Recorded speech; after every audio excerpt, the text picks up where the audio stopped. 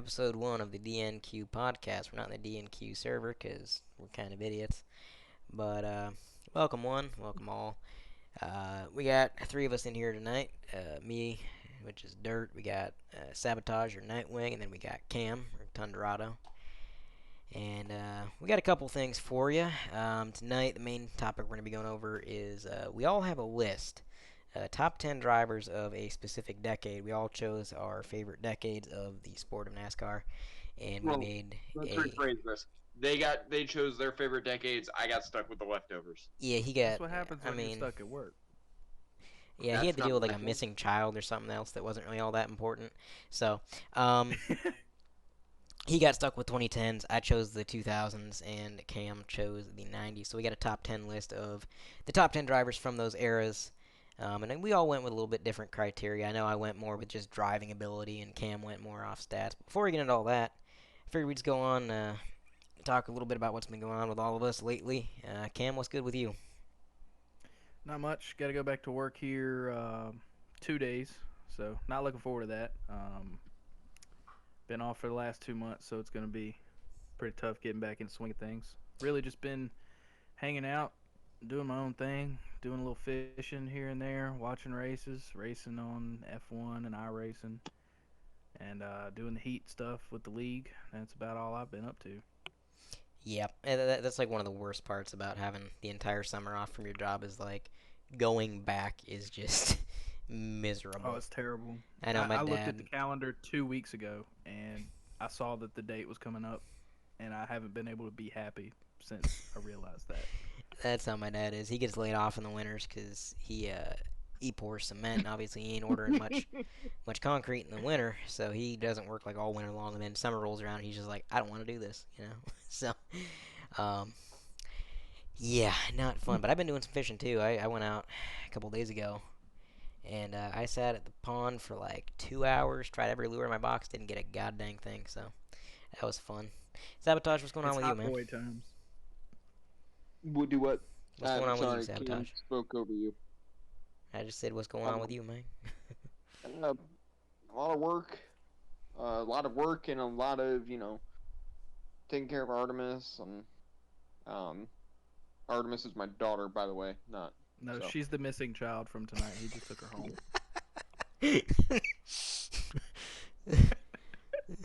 Um, Basically just a lot of work, and you know, occasionally being able to hop on and play video games and stuff like that with the guys, and mostly just work.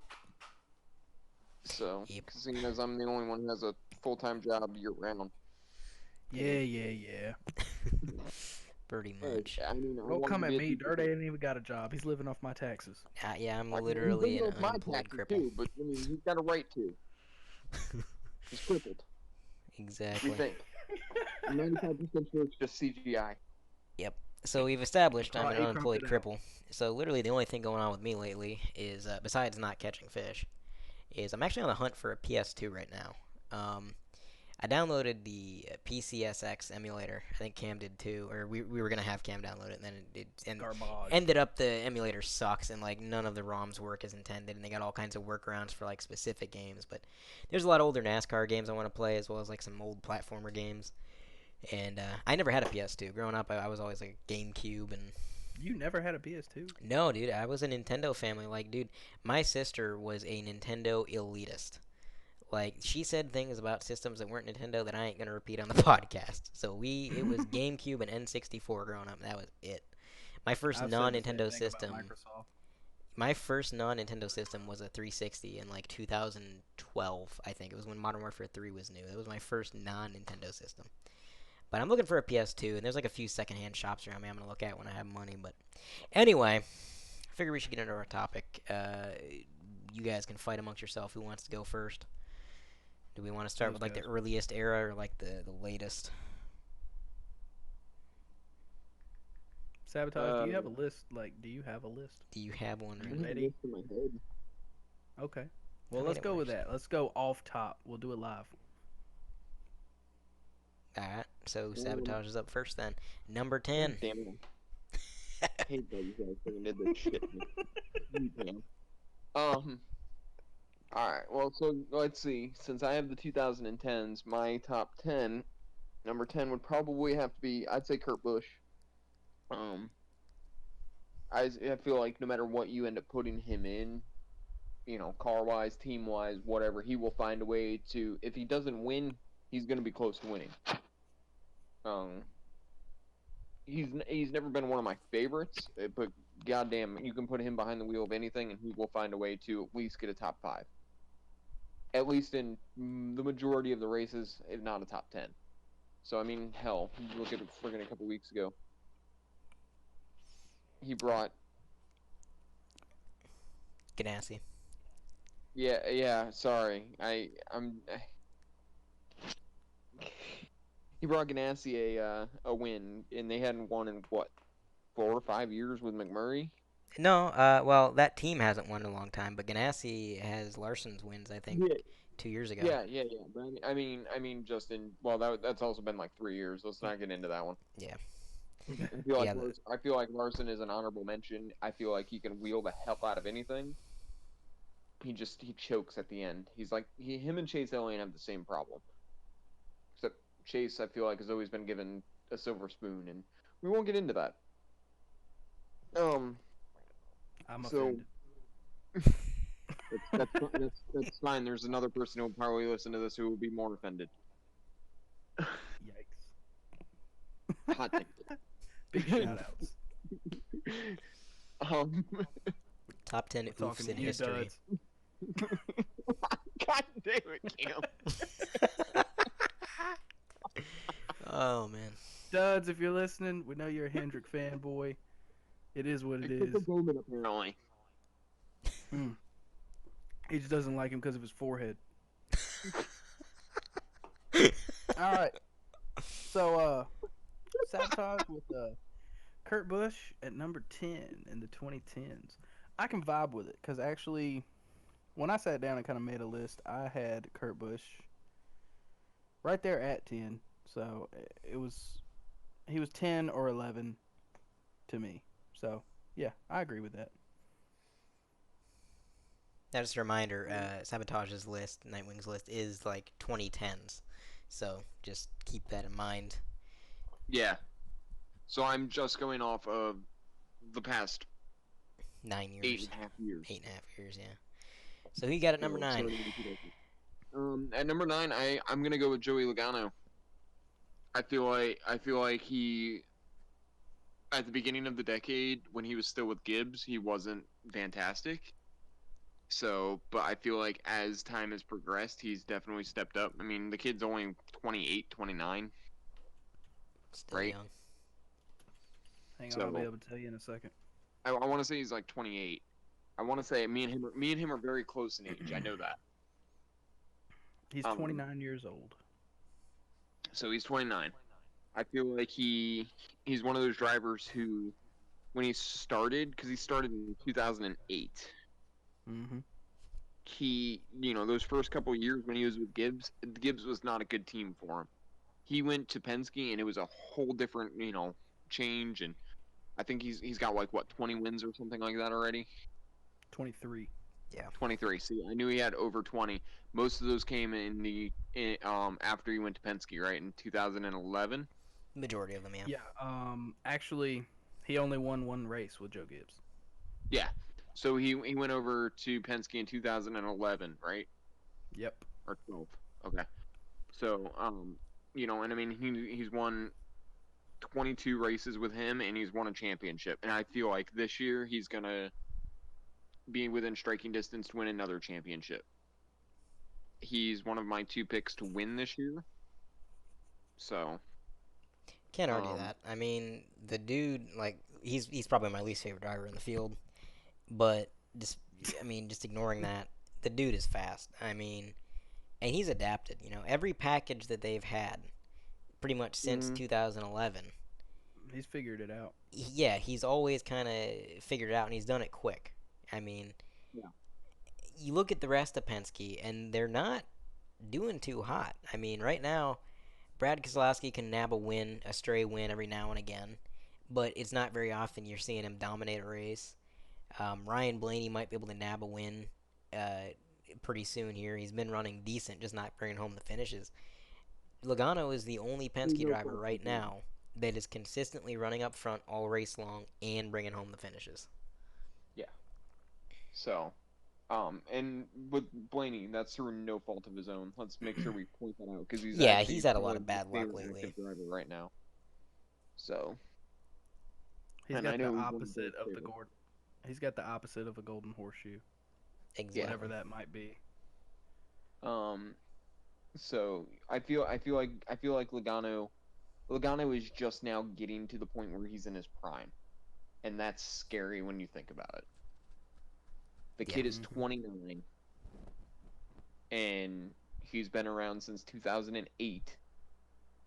So he's been around since he was 18 in the Cup Series, and in my opinion, he's one of the few that can actually hold it and be able to sustain that. He's just now hitting his prime. Yeah, he's got over a million laps turned Yep. before the age of 30.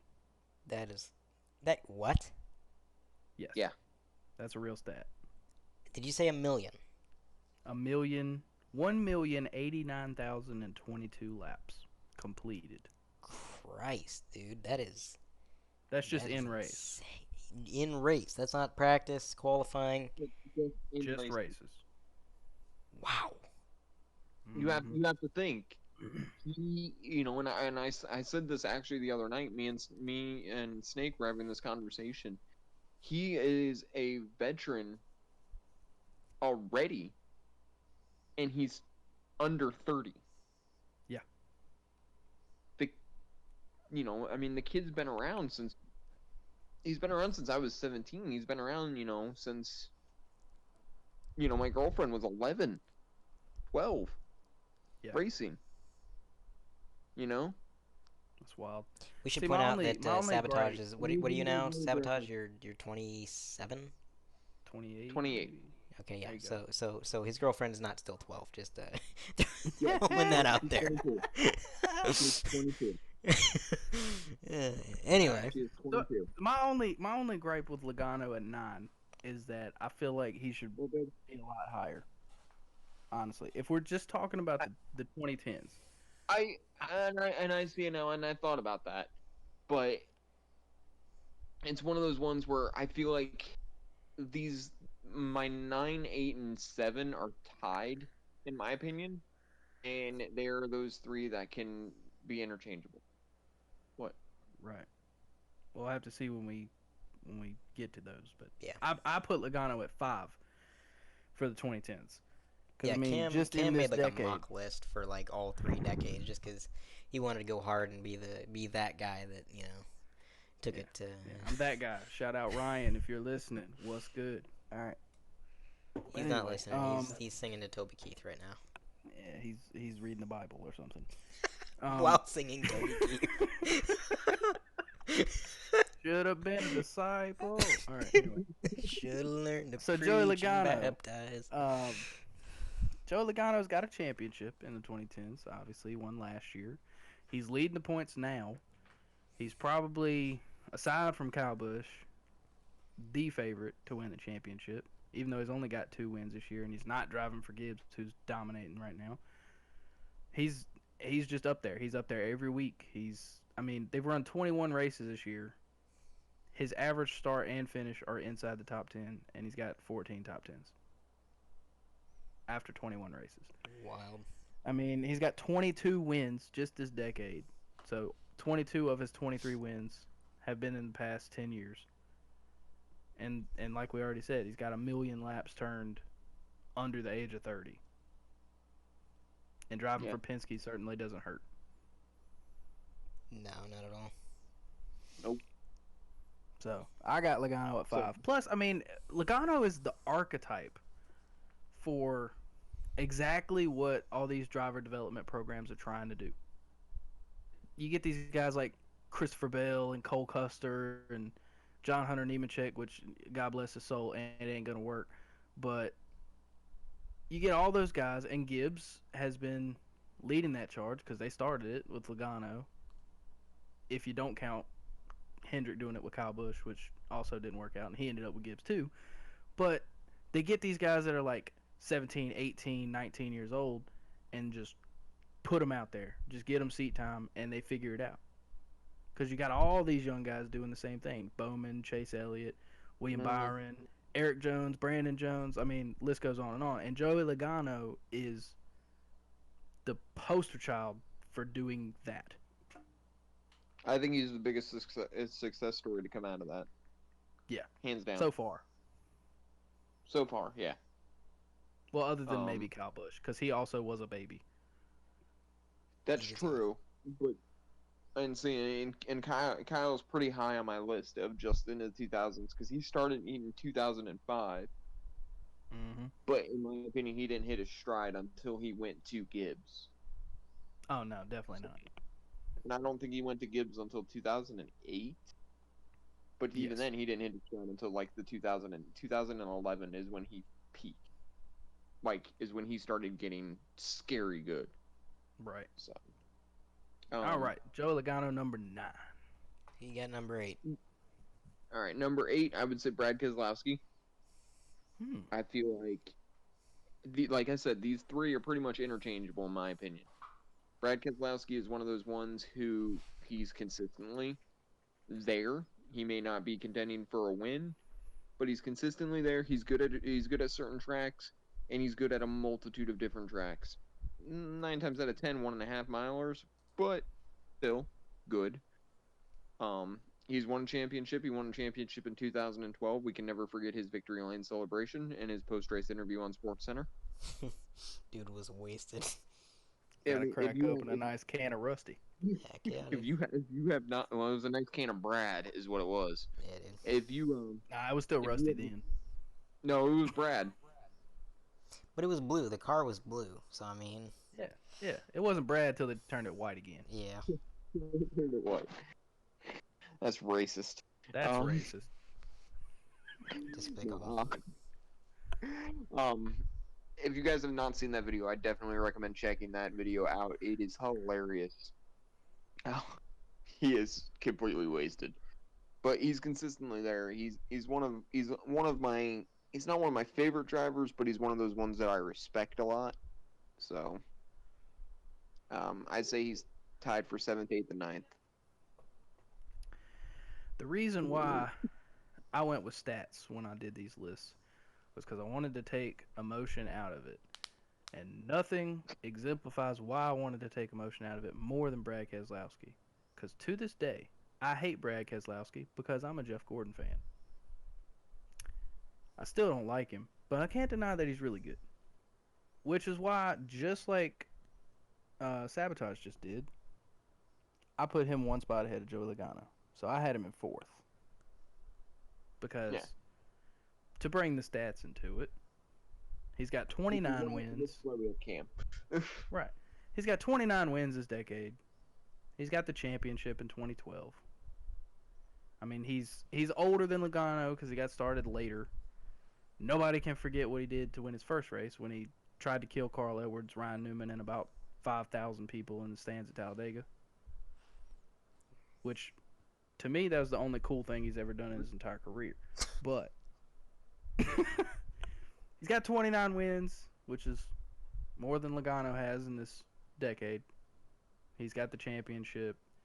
He's been grinding with Penske. He was their lead dog until Logano decided he was going to go and chase championships. So I mean, he's been and let's point out really something. He is one of only 2 people to ever win a championship within their first 2 years of full-time driving.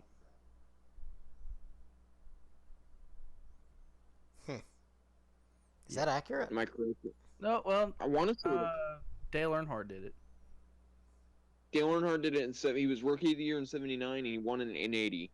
I want to say that his Brad Keselowski's first full year was 2011. He won in 2012. No, it was actually his first full season was 2010. So Was he it won his 2010? championship in his 3rd season. Okay, so But still, very close. he's still one of only 2 people to ever do that. But still, Three if you're talking about a trajectory of getting to championship form, Jeff Gordon won his first championship in his third season, so it's still Yes, good company. he's one of three people then, because I realized that, and I changed it to Gordon. I added him in there. So, because I realized that in their third season. So, So still, and I mean, even since then, he won the championship in 2012. He was fifth in 2014, fourth in 2017, sixth in points so far this year. So it's not like he came out of the gates hot and stopped. He's still getting 3 to 4 wins a year. hmm he's a great follow on Instagram too.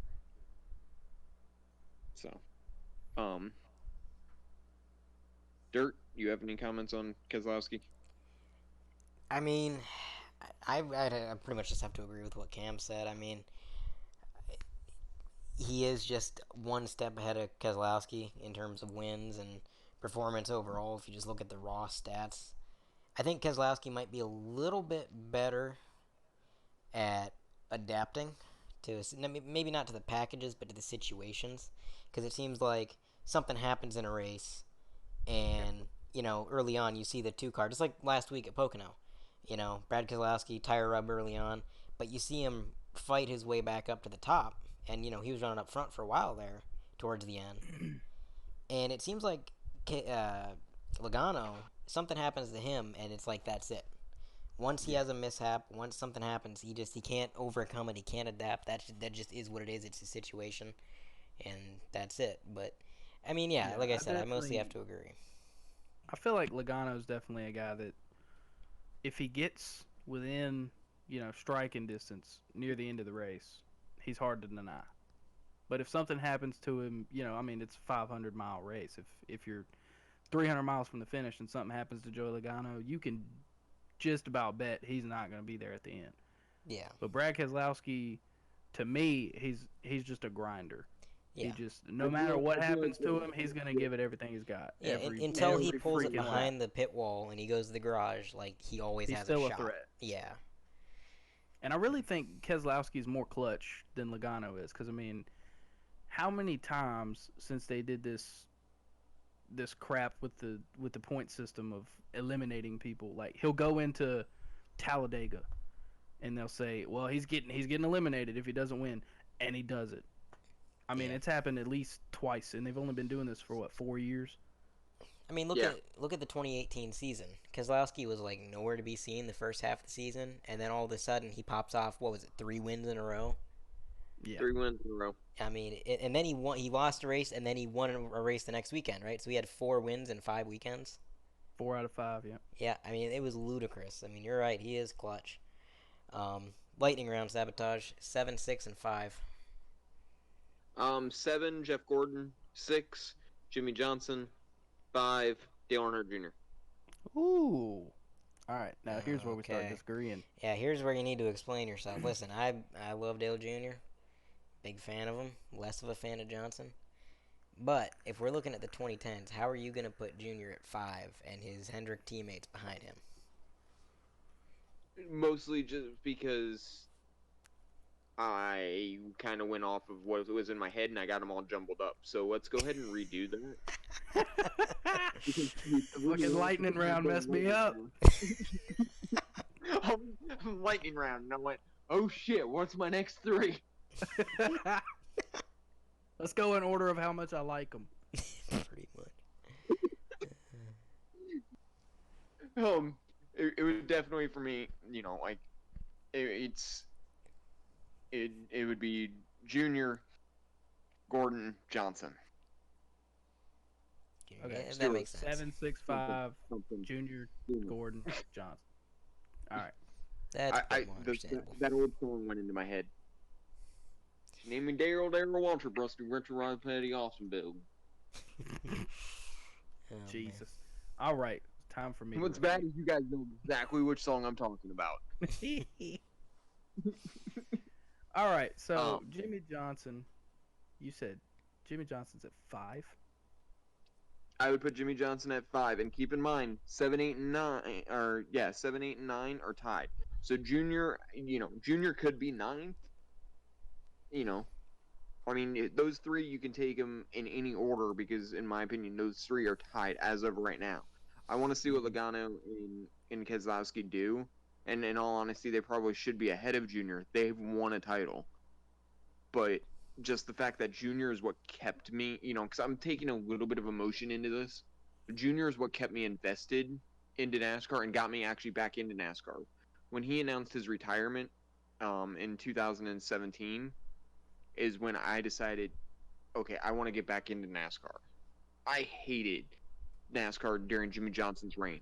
Will I say that, he's not a great driver? No, absolutely. I absolutely not. I feel like he's one of the best drivers of the past 2 decades, if not of all time. I think Jimmy Johnson is a great driver. He's won 5 titles in a row. Yeah, it's 5 in a Yeah, row, 7 overall. yeah. So, like for a while, I didn't want anything to do with it because I knew Jimmy Johnson was going to win the championship. I didn't care, right? So, but it was one of those things where, when Junior announced that, I literally went, okay, I got to get back into this. You know, got back into it. He's what kept me like I'd keep up with a little bit of it, but if it wasn't for Junior, I wouldn't be having this discussion right now because I wouldn't care. So, I mean, I can vibe with like I that. said, he's interchangeable. So because I went up to Bristol to see Junior's last race up there because it was his last race up there. So, and the car was ugly as fuck.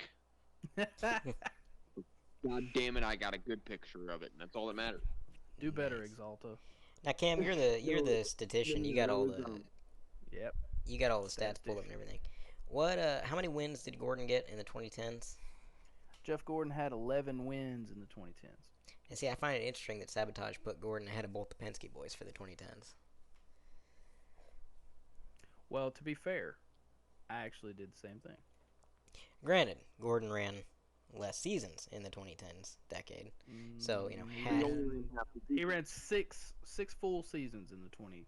yeah, 2010, 11, 2010 through 16, yeah. 15. Well, So through he ran a 15 couple was less full seasons. seasons. So I mean, granted, Yeah, had he ran 2 more seasons, maybe he'd been closer in wins to the Penske boys. But and that's kind of what I'm taking into effect there is a Hmm. little bit because I feel like Gordon never really fell off in terms of anything. In 2015, we had this conversation before we started this. When I was on my way home from work, in 2015, Gordon could have won the title. In all Yeah, honesty, a in better race at 2014, Homestead would Gordon have got could have it. won the title. Yeah, in 2014, Gordon could have won the title. yeah, The the guy never really fell off, and I feel like right now, if you threw him in a car with a setup that was set up for him, he would be running top five. I feel like the year that he substituted for Junior when Junior had his concussion, in 2016, which is ultimately what led to Junior's retirement. Um, Concussions are serious, folks. Please, if you think you may have one, please get checked out. They're not fun. Um, I feel like he would have, been up there, for more championships. It became one. it's a possibility. Hmm. I feel like he may have either won, if he didn't win another championship, I'll be damned if he wouldn't have won at least 9 or 10 more races.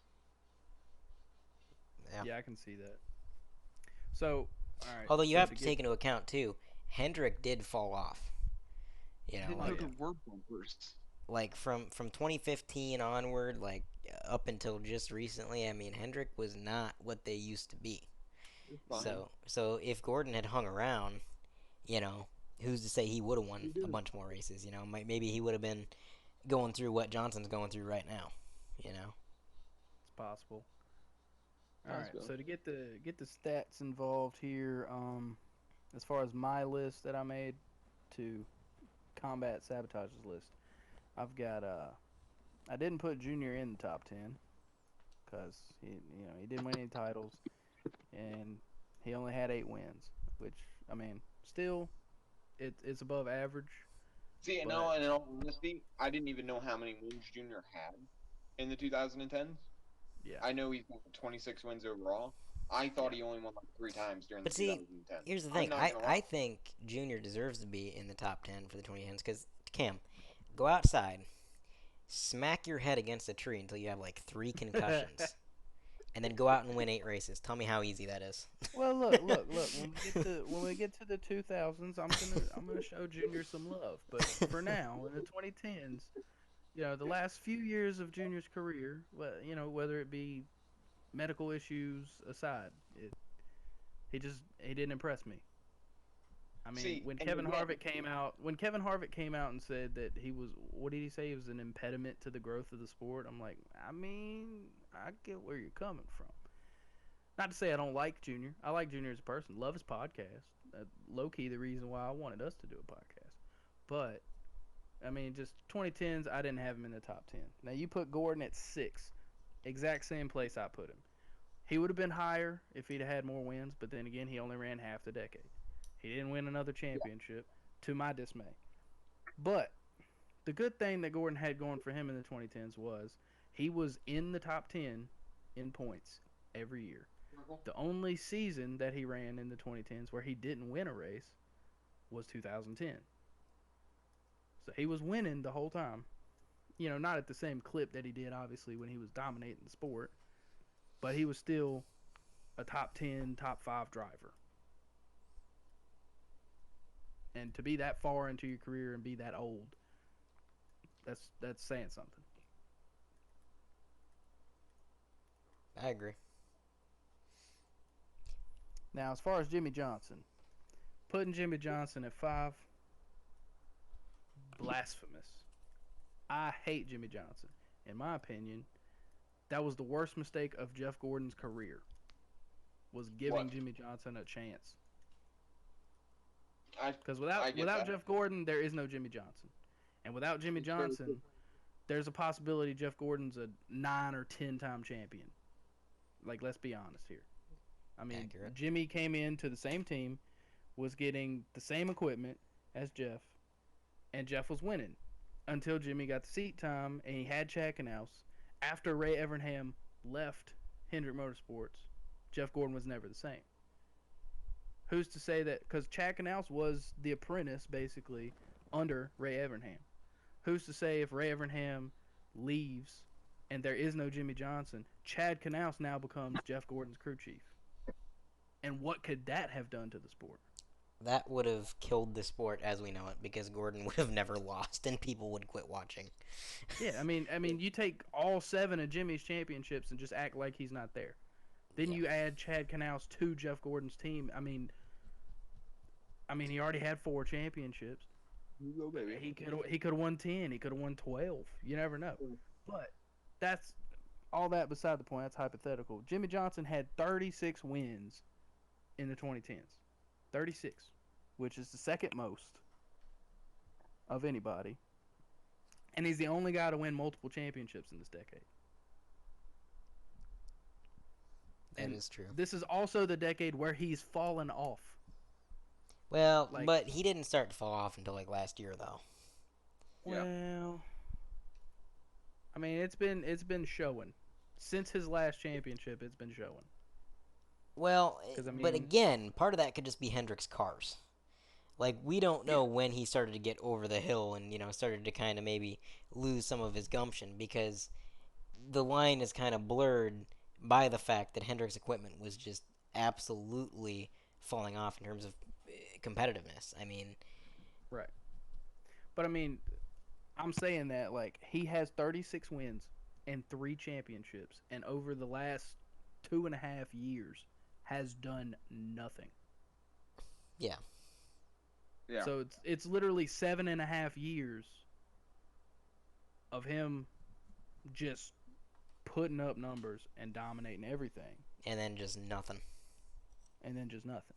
So I mean, just those first 7.5 years, if you just act like the rest didn't even happen, he's got to be. I mean, you put him at 5. I have him at 2. Almost put him at 1 just because he's got 3 freaking championships. I mean, in terms of Just stats, I agree. I man, mean, he yeah. ignoring the whole, okay, it's the chase and playoff format. Yeah, still it's 36 wins. You can't argue with 36 wins. The format's got nothing to do with that. And the other thing is Johnson has a good amount of car control for a loose car. And, he's one of those guys that can, you know, rough it up a little bit, get into people or make a little bit of contact, and it don't affect him in the slightest. I mean, the dude's got probably the most car control. I would say he's top 5 in car control in the field right now. The dude makes Yeah. saves. Was it him at Dover that like literally did 2 360s going down the backstretch and kept it off the wall somehow? Yeah. I mean, who else Mhm. can do that? His car control is just beyond comparison. So I agree. And He he should have really been does a higher good up than. job of whenever he's in a bad situation on the racetrack. Because I mean, if Jimmy Johnson had like if you compared him to drivers from other sports or other series of motorsports, he's like the closest thing to Alan Prost I think I've seen in NASCAR. He's just methodical about everything. It's never just about I want to be faster than everybody else. Like everything has an agenda behind it. Like if he's wrecking, his whole thing is like, okay, I'm wrecking. I'm cool if I like let off the gas and lose these next 14 positions because I let up. I'm not tearing the car up. I Like agree. the sense of urgency that other drivers have that get them into reckless situations, Jimmy Johnson doesn't show it. And another good example of that with him? How many times has Johnson got a speeding penalty in like the last 3 seasons? Like twice, I maybe. literally can't remember the last time he got a speeding penalty. You're right about his patience. He is very patient. He Yeah. can make the right calls. I mean, I remember when he was dominating the sport when he won the 5 championships in a row. You, the race would come on, I would get excited because I didn't see Jimmy Johnson anywhere. They were not talking about him. 30 laps to go, there he was every single time. Yep. And everybody else's tires were falling off and they're sliding around. And he's sliding around a little bit too, but he can control that slide. That's his comfort zone, and he's just pulling away. It Yep. it happened a lot, especially back in the Gen 4 days. But all right, we really got to get this rolling because this is gonna be a long podcast. Sabotage lightning round. What are the remainder of your picks? You're going down to 4 now, 4 onward. Okay, so Kevin Harvick, not necessarily in this order. Did I say Kurt Busch already? I did. Yes, number 10. You did. Um, God. Now I'm trying to think. Kevin Harvick, Carl Edwards, Kyle Busch, and can I choose Kyle Busch again? Because I'm drawing a blank on it. All right, so Kyle Busch is number 1 and 2. Yeah, he's that damn good. You okay? All right. Interesting. But you're still missing a pick because it was number 4 was what'd you say? Harvick. Harvick, Harvick, Edwards. Okay, no, you're good. You're good. Yeah, yeah. So he is number Harvick, 1 and 2. Edwards. I would say Harvick, Edwards, Kyle Busch. I put Kyle Busch at number 1. I got to be honest with you. I disagree about Harvick. Really? I got to be Really? honest with you. I don't think Harvick is an all-time great. Hmm. A lot of Well, his success. Listen, a lot of his success in the 2010s. I mean, look at last year. Okay, dude was absolutely dominating. He had what 4 or 5 wins in the 2018 season, and he was part of the big three. Like when you turned on the TV in the 2018 seasons, you expected one of 3 drivers to win. It was going to be Kyle Busch, it was going to be Martin Truex, or it was going to be Kevin Harvick. Okay, the thing was, Kevin Harvick was cheating like crazy. Now I'm sure everybody cheats and yada yada yada. I get it. NASCAR has always been a cheating sport. But Kevin Harvick's team was caught manufacturing spoilers. Okay, that is above and beyond any kind of cheating we've seen in the modern era. Now, they up their penalty system. They say if you get an L1 penalty in the 2019 season, you get DQ'd. Your finish is null and void. What has Harvick done in 2019? He has 1 win that he almost didn't get, and the rest of the time He's been meandering around 11th, 12th most races, just kind of hanging back. Now, granted, he's getting older. In his prime, maybe he was a bit more of a wheelman. But as far as 2010s go, he has had unfair advantages, one, through cheating, and two, he's driving for Stuart Haas, and those cars were absolutely flying. Eric Almirola got a win in a Stuart Haas car. Now, that's not to say anything bad about Eric Almirola. Dude is a good driver. He's not a great driver, he's a good driver. But all I'm saying is, if Eric Almirola can get a win in a Stuart Haas car, then those things must be pretty fast. You know what I mean? And you got to look at when Harvick was racing for Childress. Childress was, would you say, like a mid-tier team? Yeah, well, mid to back. Mid They were back. pretty bad. Yeah. Harvick never really outperformed his equipment, in my opinion. Like, where he was finishing in those cars was where he should have been finishing in those cars. And that's not to say he's doing anything wrong, but I think if you're going to be a great all-time legend NASCAR driver or race car driver in general, you need to have that ability to outperform your car. You need to have that ability to take a 15th place car and bring it home in the top 10. And Harvick has never had that.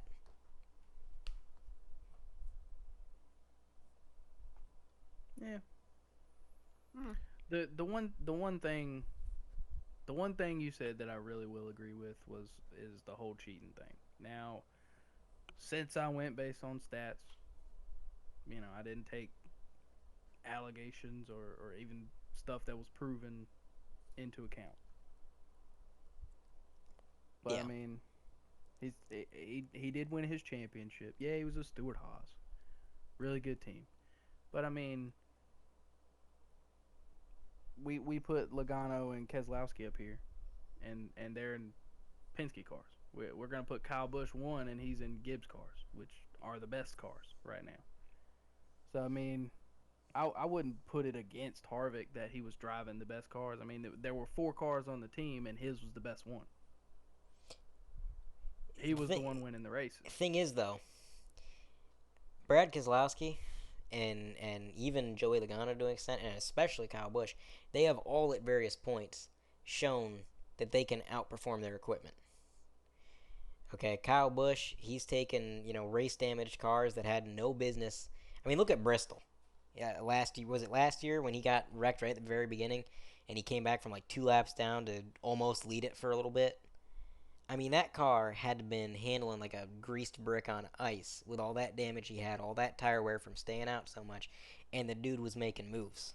And Bristol is a driver's track. That's not an easy track to navigate. Uh, Kevin Harvick, I've never seen anything like that out of him. I've never seen him drive better than what he should be doing in his car. I feel that. Mm. I mean, Kyle Busch, he goes out here in his KBM trucks and he's like undefeated. Every truck race he ran this year, he won. And look at his KBM drivers. They're struggling. There are other trucks in the field that are catching up and that are gaining that momentum. And his full-time KBM drivers aren't as much of a factor. But Kyle Busch jumps in that truck and nobody's got a thing for him. Yeah. I mean, the Xfinity car, Jeffrey Earnhardt, he did pretty good in them. Third I think at one point and a couple top fives. But again, you put Kyle Busch in that top five car, and it's a dominating car. Yeah. Well, I mean, yeah, I definitely agree. Kyle Busch is the best. So for the sake of time, I'm just gonna go ahead and do my spiel on these last three drivers that were mentioned, and then say something about somebody that I think should have been on it. All right. So Kyle Busch, undisputed, I think amongst us three, number one. He's the best driver right now. He's been the best driver for probably the last 8 years, at least. Um, he does things with race cars that shouldn't be able to be done. So I mean, he's number one. He's got his championship. He's got the most wins in the 2010s with 39. He'll probably make it 40 on Sunday. But I had Johnson at 2. Already said. I had Harvick at 3. Based again talking about stats. I mean, Johnson had 36 wins, which is the second most behind Kyle Busch. Harvick's got 35. and the championship.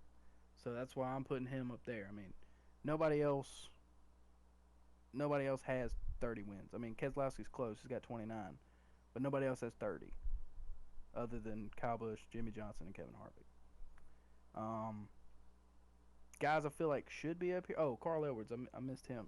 I put Carl Edwards on the list. He's pretty low because he didn't win a championship. He didn't run the whole time, but he was great. He did really good with Gibbs. So I definitely felt like he deserved a spot, but I didn't put him. Well, he's basically two on Sabotage's list.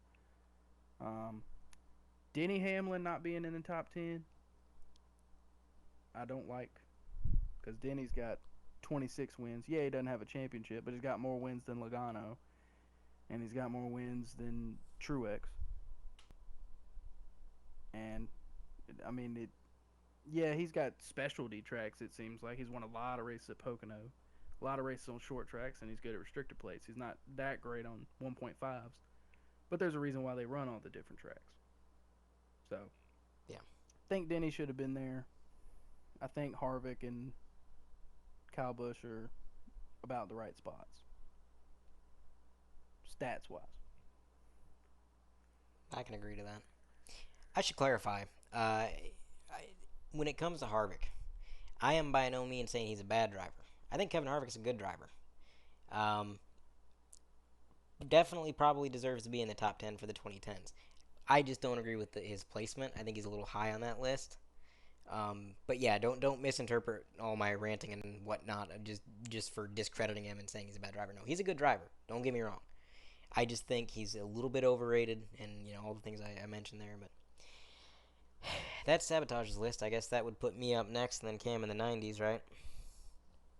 Yeah, and we should probably go through them fairly quickly if at all possible, just Yeah, because we're we're coming gonna be up here on all about night. 40 minutes right now. So actually, I can tell you exactly how long we've been going. We've been going for 47 minutes. Anyway, I'm gonna go through my list really quickly, and I'm not gonna really say a whole lot about each individual entry.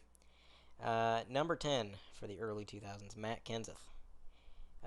Obviously, he was the what was it 2003 champion, 2003, Yep, and 2003 champion, 2002 I think rookie of the year. yeah, when he broke through in the Cup, I mean, he came out swinging. He was consistently top 10, top 5, got that championship. And then even after that championship, obviously that was his one and only championship, he continued to run well. And he was running well in Roush cars, which have never really been top tier, per se. He was just one of the most consistent drivers. Like, you could almost always reliably look at the ticker in the early 2000s and see him running well. Like, didn't really matter the track or what was going on. He was just painfully consistent. Yeah, painfully consistent. And then obviously he made his move to Gibbs in the 2010s, um, around about there. But he did good there. But number 9, Denny Hamlin. Uh, Hamlin, he's another one that has just always been stupidly consistent. He literally only went one season out of his entire career where he didn't win at least one race. Came really close to a championship in the 2000s. He's been, I think he's been in top 10 in points a good 5 or 6 times, has he not? Um, let's see. Yeah, I mean, I there's only been 3 seasons in his entire career that he wasn't in the top 10. Yeah, yeah. So he's again just painfully consistent. I never thought he was like the best driver on the track, but he's always been a threat, and he's a man of many talents. He's shown to be pretty decent at road courses. I mean, his battle with Smoke at Sonoma was incredible to watch. I mean, those laps were insane. But I mean, look no further than this. 2006, first full season, rookie year, 2 wins, 20 top 10s, third in the points. yeah, really impressive. At number 8, I got Carl Edwards. In hindsight, I'm looking at this. I probably should have had him a little bit higher. I think Carl Edwards is one of the best wheelmen in the sport, or was before he retired. Um, Definitely one of the best drivers to never get a championship. I think he definitely rivals Mark Martin for that title. Um, when he was running in Busch, he was bad fast. I mean, in a car, for a while he had like no sponsors in Busch. I think at the very beginning, and he was Hmm. still out here popping off top tens. And he comes up to Cup, and the dude started winning, and he never stopped. It didn't matter what team he was driving for, didn't matter what era, didn't matter what kind of generation of car it was, it didn't matter what track. The dude did not stop winning, right up until he retired, which some say that he retired at his peak. Like he could have had his best seasons ahead of him, which is pretty impressive given that he tied for a championship with Tony Stewart. So uh, definitely a good driver there. Number 7, Dale Jr.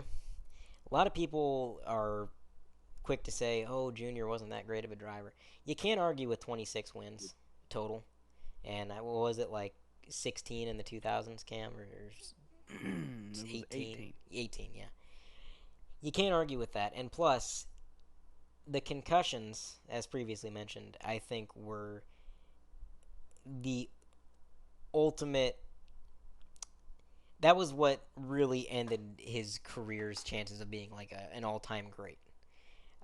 Those concussions messed him up bad. If you've never listened to the Dale Jr. download or listened to him talk about it, it his symptoms from this concussion were so bad, and he didn't know what was going on. He didn't know he was concussed.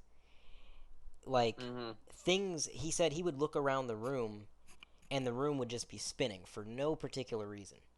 He said, there were like days at a time where he would do nothing but sleep. He didn't feel comfortable driving. He was putting notes in his phone for his family in case he should just drop dead because he was that concerned. He had no clue what was going on.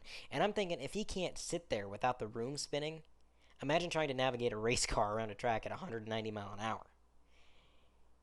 Yeah. Before that concussion, Junior got what was it? 2 Busch Series championships. He was 98, 99. he was consistently running up front in Cup. Hmm. An amazing plate racer, which he was all the way up to the end of his career. Um, good short track racer, and he had a lot of car control. People forget Junior made a lot of good saves back in the day.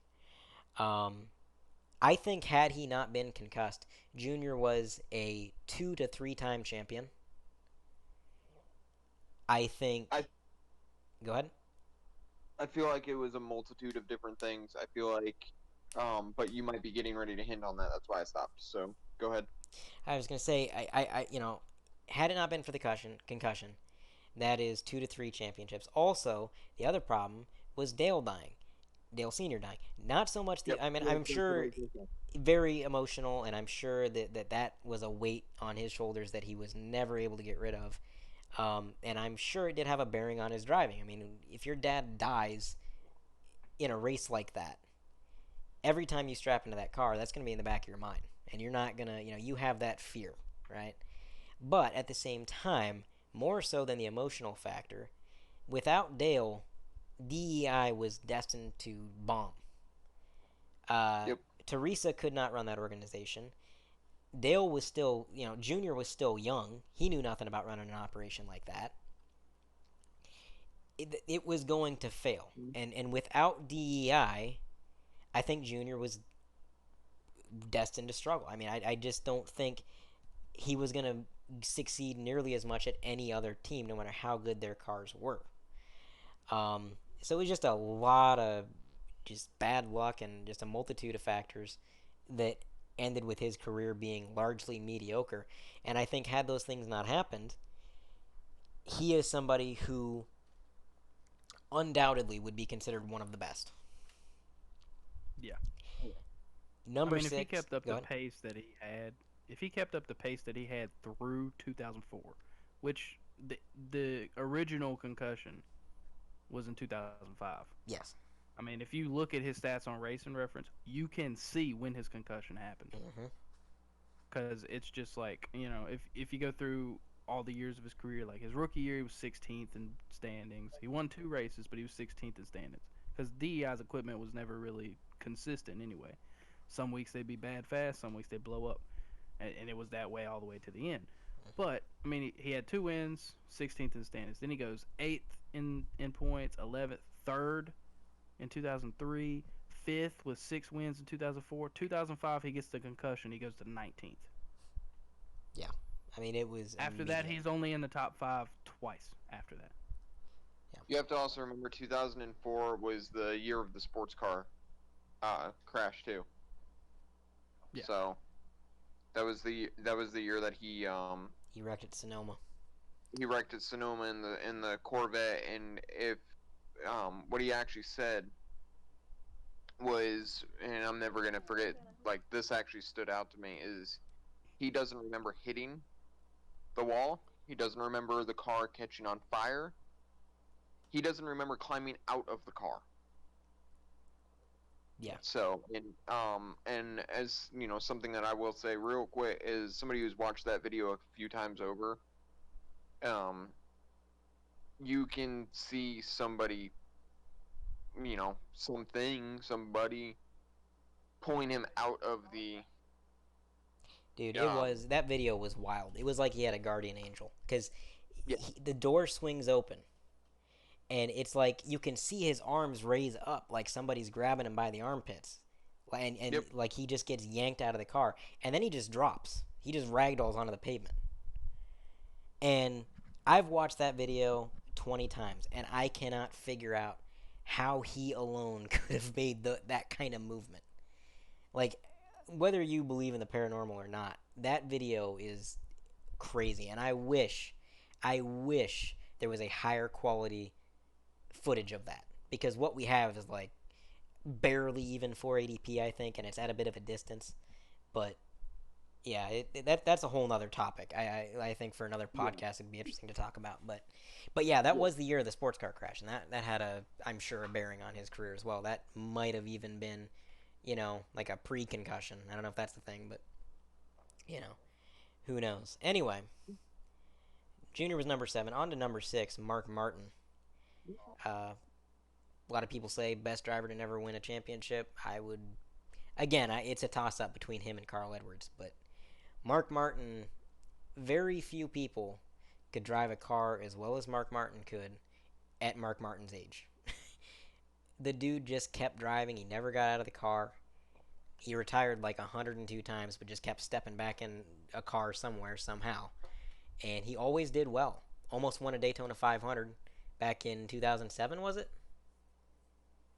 yeah. yeah, When 2007. he had that side by side finish with Harvick. I mean, very consistent driver. A very technical driver. Mark Martin had a way of navigating traffic and running his lines where it was like watching a machine. He knew the car inside and out. He knew the tracks inside and out.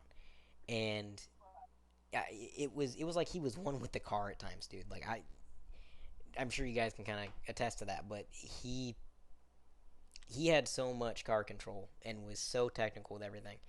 Just Yeah, not much more I can say other than he was a great driver. I mean, everything's already been said about Mark Martin. I mean, and I mean, if you follow Mark Martin on Twitter, he's actually I've seen him before. Like people send him a picture of a race car that he drove in 1988 or something, and he can tell you to this day who built the car.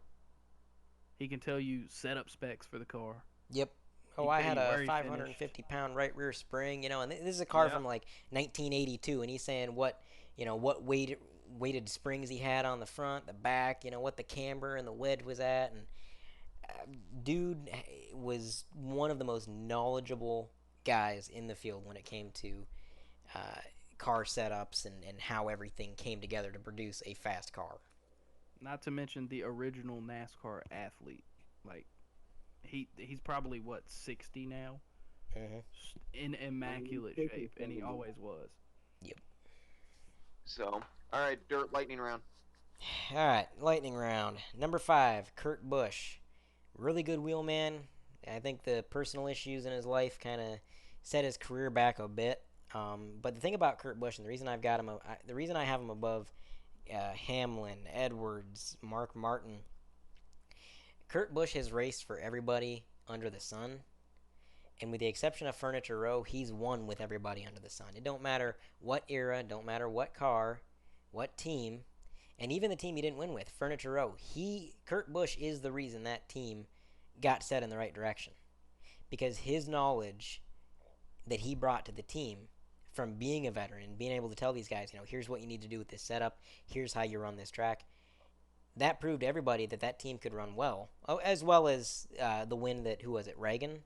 Did Reagan get a win with Yeah. that 78? As well as Reagan's win. Reagan. Kurt Busch and Reagan's win both showed everybody that, hey, this team can win. No, it was and Regan Smith. Regan Smith, yeah. Yeah. So those two things showed everybody that that team could win, and the rest is history. They went on to get a championship, and then because NASCAR has a terrible monetary system, they shut down the next year because they couldn't afford to run. But yeah, Kurt Busch, I mean, he wins with everybody. He wins everywhere. Doesn't matter what kind of track. That's all there is to it. Dude's a wheelman. Number 4, Jimmy Johnson. A lot of people would put him at number 1, number 2. Jimmy Johnson, to me, is, and I was telling Cam about this earlier, how I felt about this. Jimmy Johnson is really, really good with a loose car, a very specific type of handling car. And he's very good at specific tracks. If you remove the car handling exactly how he likes, and you remove the tracks that he's kind of a specialist at these points, he is no longer the dominating driver that he was or is. He is dependent on a lot of factors, and if one of those things is thrown off kilter or out of whack, that's it. Look at this new package. Look at how he's performing in the 2019 season. I think a lot of his fall off in performance this year is because of this package. He can't adapt to it. This isn't how he likes his cars to handle, so he's struggling. And to be the greatest race car driver, you need to be able to drive anything. No matter how it handles, no matter where you're at, you got to be able to wheel it. And he's always been so reliant on these specific setups and these specific little, singularities that I cannot consider him the best driver of all time, and I can't consider him the best driver of even the early 2000s, or 2000s as a whole. Number 3, Tony Stewart. Again, every package, every track, any team he raced for, he won. And Tony Stewart came out, I said it about Matt Kenseth, I'll say it again with Tony Stewart, he came out swinging. As soon as Tony Stewart got up to Cup, he was winning in Cup, and he never stopped for his whole career. I cannot think of a period in Tony Stewart's career where I felt like, yeah, I don't think he's got a shot this weekend. Can you? Can either of you guys? Just right at the end. Not even then. Yeah. I mean, not even then. Sure, maybe he wasn't performing as well week to week, but it was like every other week, every couple weeks, he had like this flash of brilliance where he's out here running consistent top 5, and it's like, oh yeah, this dude still got it. Not to mention, he's going out to these dirt tracks, and if Tony Stewart's racing at your local dirt track, he's going to win at your local dirt track. That's all there is to it. Number 2, and this is just for the 2000s. This is not overall. Kyle Busch at number 2. I think Kyle Busch may be one of the best wheelmen the sport has ever seen. I think he is probably the best at outperforming his equipment, aside from maybe Kyle Larson. And I think that, again, he's one of these drivers that can adapt to any situation. If he gets wrecked with 50 to go, you still can't count him out. If his car is like literally beat to snot and there's nothing left but the frame, you still can't count him out. If they change up the package entirely and they change how much horsepower these guys, how much grip they have, all of these things, you still can't count him out. When he won the first Car Tomorrow race at Bristol, the first thing he said when he got out of that car was, "This thing sucks. I hate the Car Tomorrow. It handles like crap." But you know what? He still won with it. And I can't think of many drivers out there that can take a car that they hate the way it handles and they despise driving it and still muscle past everybody else in the field and win the race. And at number 1, Jeff Gordon. This is more based on stats because in the 2000s, Jeff Gordon was still the unstoppable beast that he ever was. Um, it's Jeff Gordon. He came in what was it, the 90s, and his first season was, kind of started off slow, and then after that, I don't even need to tell you what happened. There were seasons where he was so fast that NASCAR had to tell him, back it off.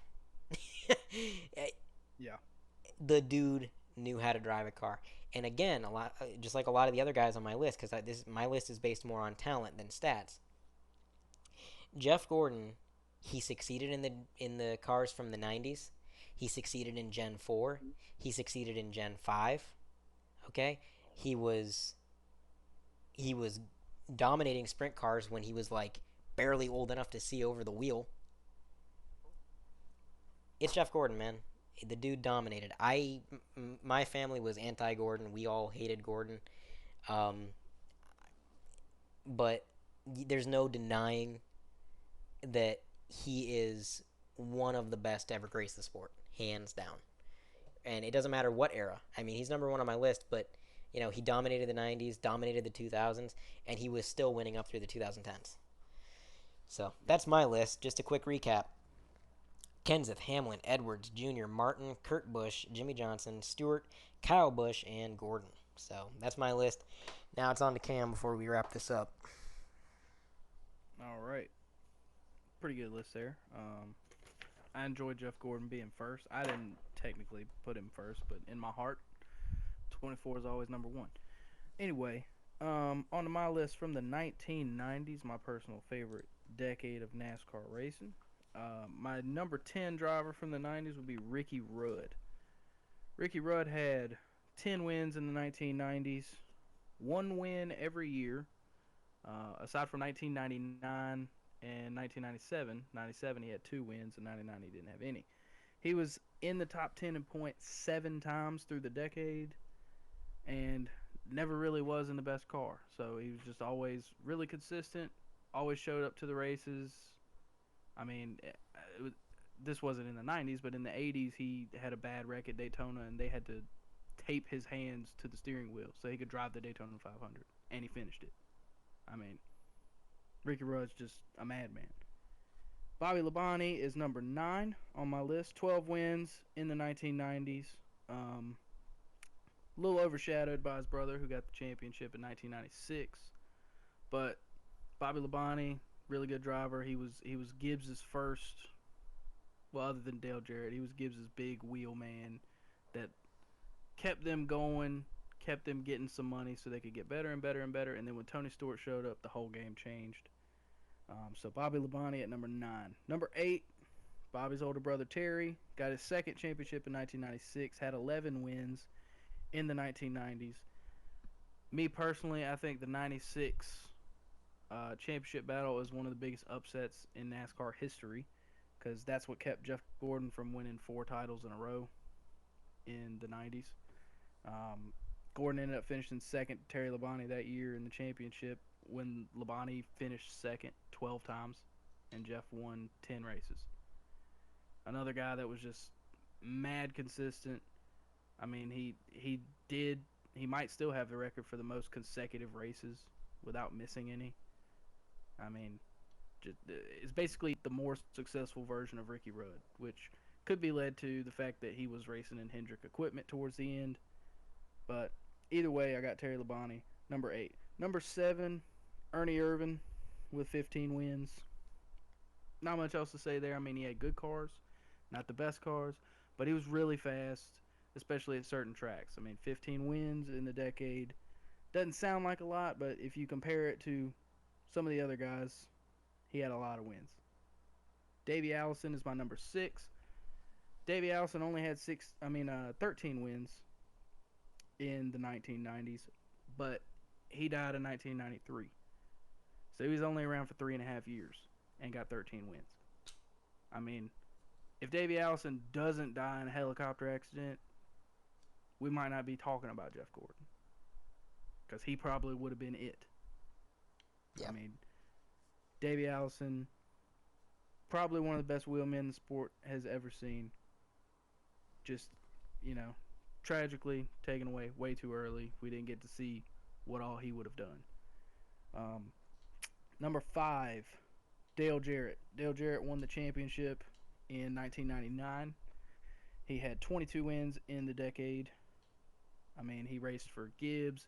He went over Robert Yates in the late 90s. He raced that beautiful Ford Credit car with the American flag on the side. It was amazing. But aside from just the cool paint scheme, Dale Jarrett, great driver, got 22 wins. I think he ended up winning 2 or either 3 Daytona 500s in his career. A part of some of the biggest races in NASCAR history.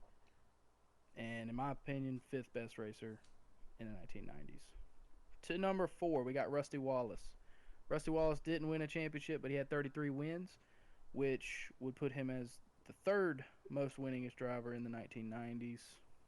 Carried that Miller Lite paint scheme to a bunch of wins.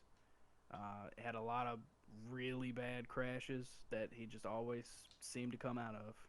I mean, he flipped and destroyed so many cars at Talladega, I can't even count them. Don't know how he's not dead, but he kept it going all the way through the 90s. Ended up retiring just after Dale Earnhardt, who was a good friend of him, passed away at Daytona. I think personally that had a lot to do with it. But yeah, Rusty Wallace, number 4 of the 90s. Number 3, Mark Martin. Mark Martin, my opinion, best racer to never win a championship other than maybe Davey Allison. Mark Martin had 30 wins in the 1990s. He was in the top 10 in points pretty much every year. I mean, he finished 2nd in the championship 4 times. Without Jeff Gordon being there, he's probably a multiple-time champion. And that's also in Roush equipment, which never was the best. It was always behind Hendrick, and then later in Mark's career, it wasn't good at all. So he did a lot with very little, in my opinion. The 3rd best drive, well, 3 was Mark Martin. Number 2, this is where it got a little difficult for me. Number 2, I got Dale Earnhardt. Earnhardt had 4 championships of his 7 in the 1990s to go along with 34 wins of his 76. Earnhardt, I mean, if you're making a Mount Rushmore of NASCAR drivers and Dale Earnhardt Sr.'s not on it, then you just don't know what you're talking about. I mean, he came in, he won pretty much all the championships in the 90s before Jeff Gordon blew up. He had the iconic paint scheme, and even before his passing, he was one of the most popular drivers in the sport, whether it was you hated him for the way he drove or you loved him for the way he drove. Earnhardt, I got him at number 2. And number 1, going right along with Dirt, is Jeff Gordon. I mean, just like Earnhardt, Gordon could drive whatever the hell he wanted to, and he could do it really good. I mean, Gordon started his career in go-karts, and he went to sprint cars, and he was driving open-wheel stuff, and he wanted to be an IndyCar driver. And he just ends up one day testing a stock car at Rockingham, and he's like, yeah, I think I'll give this a shot, which ultimately proved to be a good decision. I mean, 93 career wins, 4 championships, should have been more. I'm calling you out, NASCAR. In the 1990s, Gordon had 3 championships. He had 49 wins in the decade of the 90s. Just in the 90s, he had 49 wins. And he just started in 93. So he missed the first 3 years of this decade. He only ran for 7 years and won 49 races. That's 7 wins a year on average. On average. 1998, he won 13 races, tied the modern era set by Darrell Waltrip. I mean, just dominated the sport. Him and Ray Evernham took it over. Nobody could touch him. And then the next most dominant thing you saw was basically a carbon copy of it with Jimmy Johnson and Chad Knaus. So, to recap, Ricky Rudd, Bobby Labonte, Terry Labonte, Ernie Irvan, Davey Allison, Dale Jarrett, Rusty Wallace, Mark Martin, Dale Earnhardt, Jeff Gordon. That's a good list. There's nothing that I really disagree with, other than I might put Senior ahead of Gordon there, but overall, I agree. The '90s were just there were so many good drivers back then. A lot of people that were wheelmen, and it's hard to boil it down to 10 drivers. I mean, originally we were going to do top 20, which is a good thing we didn't because we've been recording for an hour and 15 minutes now. 5 episodes. Yeah. Yeah, we only did top 10, thank God. But yeah, hard to boil it down to 10. So I like how Cam had all the stats and everything ready to go, and then me and Sabotage, when we're doing our list, we're just like, Mark Martin, he was fast. That was basically me and Sabotage. And Cam's over Well, here. Mark somebody Martin, had he to had back X it up. amount of wins, X amount of laps led. On December 22nd of 1982, he had a Pop Tart for breakfast. So Well, actually, if you ask Mark Martin, since he's got a photographic memory, he could would probably remember tell he you had what he had for breakfast. And then he could tell you what he went out in the shop and worked on. And You put owe a me file in $10 if it he was a found Pop Tart. spring in. So anyway, Common theme: Jeff Gordon's top 10 in all 3 decades. Yeah, I that's just true. wanted to point that out. Jeff Gordon is probably the GOAT. Just gonna say it. I don't know, man. He's definitely one of the greats, but I don't know about the GOAT. I mean, you got to remember Morgan Shepherd exists, so Oh, good God. that's the true GOAT. Racing for souls. The man, the myth, the legend, I was Morgan gonna say Shepherd. he's the team I'm driving for in my career mode on NASCAR Heat 3. But all right, well, I mean that's pretty much our topic covered on the first episode of the DNQ podcast. Um, Next time around, it'll hopefully be a little bit more discussion based rather than just kind of rattling off lists. We got a few topics we're already kind of thinking up and things we want to talk about. Um, so that should be interesting. We're gonna try to get these out. I would say weekly to bi-weekly, so every week, every other week maybe. Whenever we can all get together and record them, it's three of us, but it's harder than you might think to get like a time period where like we're all available. That's why we're recording this at 1:35 a.m. Because none of us were available at a decent time. So, um, we're gonna get this uploaded. It should go up probably by Tuesday night. So, I'm gonna be gone on vacation pretty much all week. So I'm not sure when the next episode's gonna be able to be recorded. It might be a bit of a gap, but do you guys have any final notes before we sign off? Just for anybody that does listen to this, if you really enjoy listening to three nobodies talk about everything from NASCAR to the Mothman, keep listening. And I should Yeah, take that pretty much sums it up. Yeah. I should take note. This is not just strictly a NASCAR podcast. That's going to be what a lot of our episodes are revolving around. But I mean, it's gonna be all over the place. Yeah. Don't come here looking for one type of specific genre or topic, because we're gonna be talking about conspiracy theories. We're gonna be talking about video games or movies or whatever piques our interest that we feel like talking about. And yeah, like I said, oftentimes it will be NASCAR. And even when we talk And about things that are a little bit more off the beaten path, like conspiracy theories, we're probably going to throw in a little bit of NASCAR stuff here or there. Or the paranormal thing, like we have already hinted at with, with Junior and stuff like that. And, we'll find a way to incorporate that into it and stuff like that. So even if you're not a huge NASCAR fan or anything, or you are a huge NASCAR fan, but, you want to hear some other stuff, we're going to branch out into that and, things like that. And, if you're not a NASCAR fan, hell, branch into NASCAR and you might become a fan. Yeah, I so mean, we're If going to have a it's little bit of... anything we're mildly obsessed with, we'll probably talk about it. Oh, yeah. So if you're not a NASCAR fan and coming up.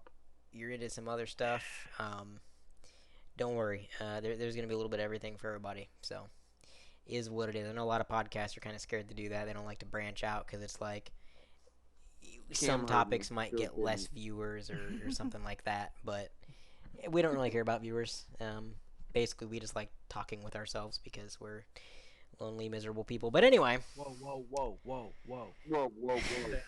We care about the viewers. I said Okay. I said we don't care about We view want count, people to not the listen. viewers themselves. view count. All right, if we got one person watching, we care about them. But the view count, if it's 1 or 100, Hey, it don't one matter. person checking us out. Shouts out to Ashton. I was gonna say so so basically mine and Cam's significant others laughing their asses off at us. Got it. Yeah, basically. Yeah, pretty much. All right, I would say that'll do it.